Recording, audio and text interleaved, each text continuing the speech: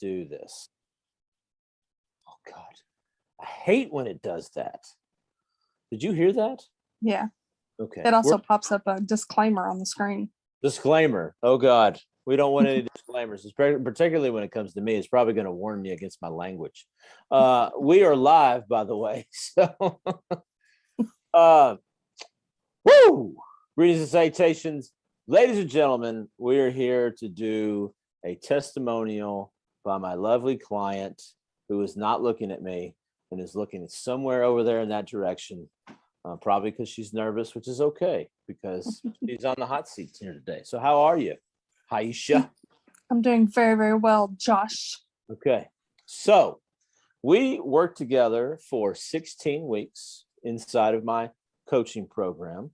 And so I'm going to ask you some questions as it relates to that, your experience, so that we can educate the followers and the viewers of this video about what it is that I do, but more importantly, your journey from where we met on week one all the way until the finishing of the first phase of the program. So, are you ready? Yes. Are you ready? I was born that way. Okay. All right. So when we started working together, where were you mentally and emotionally compared to now? Compared to now, it's been a 360. When we first talked the very first time, I was in a very, very dark place. I had a lot of dark thoughts. I was very sad. I felt depressed. I wasn't depressed, but I felt depressed. And now I'm just much happier. I know that it's day by day and that not every day is going to be perfect, but I feel like I have like the coping skills now and the inner strength to get through those bad days and to work through them better. So what do you feel like was the most helpful in this process? You? Oh. Well, that's great. It was me, but what about me? You're easy to talk to. You listen. You're non-judgmental. I don't know, but for some reason I felt like from the very beginning that I could tell you anything in the world and it was going to be okay. And I told you a lot of dark stuff and it was okay. We did. We went, and we won't have to get into any specifics about that, but there were definitely some challenges in the first conversation that we had, even before we started working together, of some things that you told me that were impacting not only you emotionally and mentally, but also the physical part of it. Because originally you were coming to me wanting to get in better shape, but there was just some internal things that were keeping you from being able to be the best version of yourself, which I think you've done a fantastic job. Like you said, going from week one all the way to week 16 and doing that complete 180. So when I popped on this call before we started taping, I asked you how you were doing and you're like, I'm doing fantastic, which was not the case when we first met. It was not.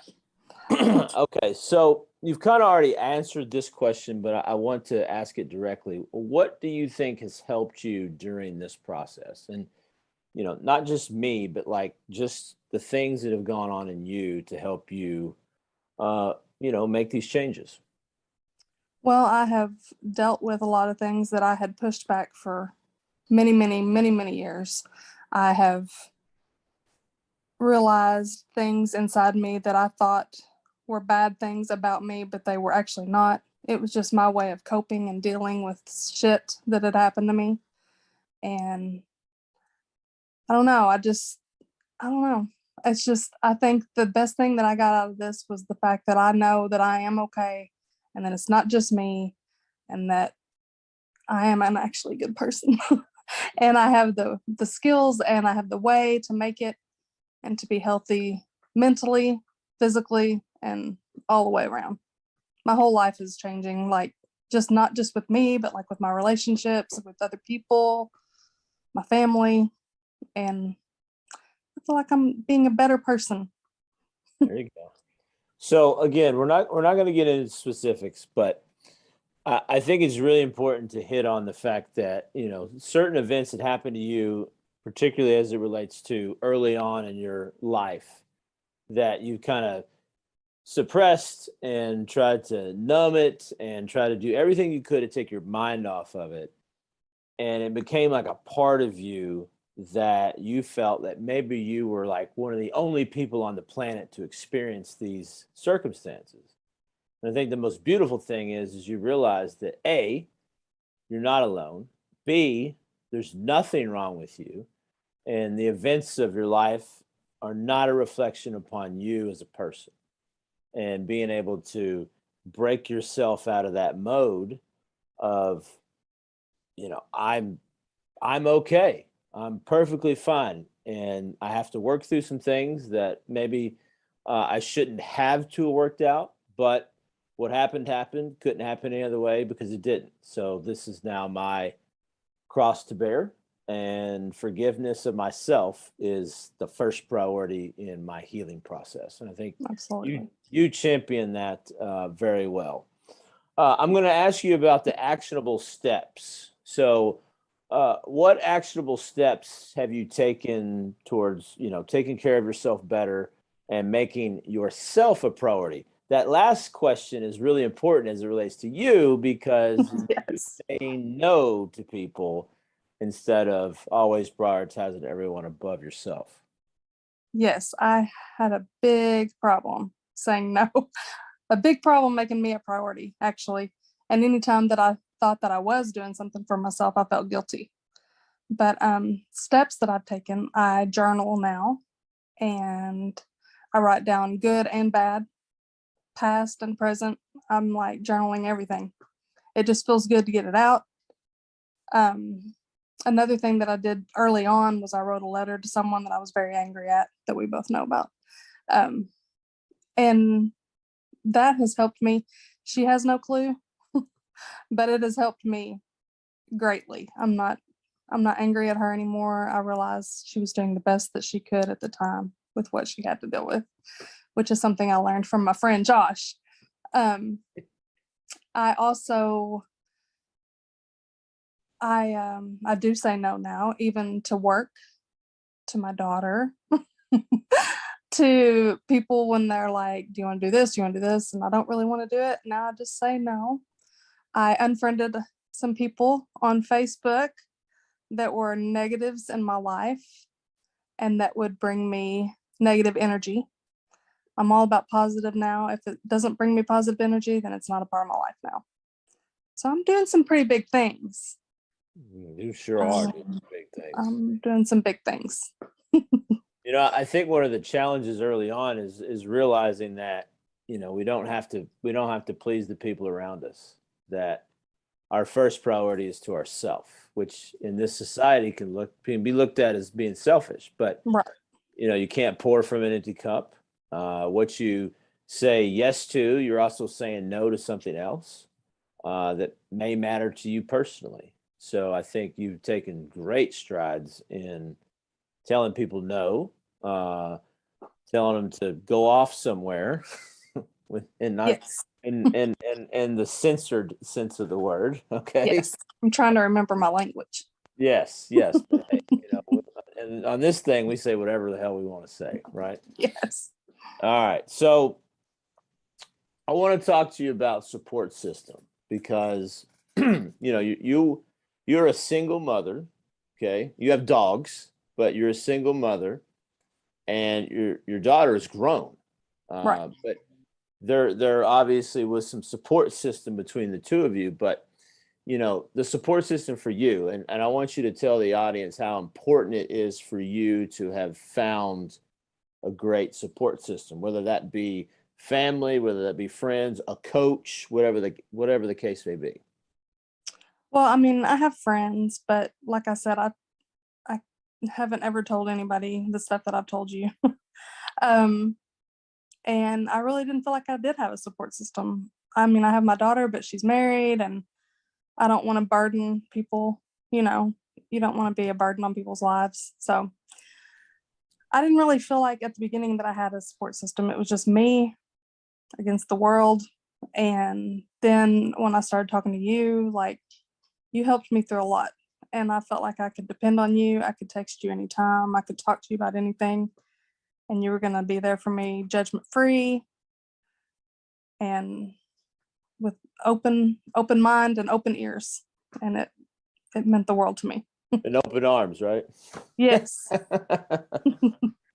All right. So I want you to talk about what you feel like, and you've touched on this already, but just to put it into context, what do you think that you've gotten the most out of this coaching program that you can take with you for the rest of your life? If you could hone into just a couple things. I think the biggest thing is knowing that I've got this. Like, there for, at the beginning I was thinking about moving and running away from everything. And now I just feel like I've got this. I can handle this. I can handle whatever comes my way. I feel stronger. And that's the biggest thing, is my strength. I gained so much strength that I didn't even realize I needed, honestly, because coming in I was like, I am strong, but I was not. I was very broken. And now I feel so much stronger, and I feel like I can pretty much handle anything, take on the world, if you will, and all the mean people in it. There's plenty of that to go around, right? Yes, there is. All right. Last thing I'm going to ask you is, what are the things you would like this audience to know about what you were overcoming in your life right now? Well, work obstacles, obviously, because there's always going to be work obstacles for anybody and everybody. And my ability to say no when it's too much. I overcome problems with spending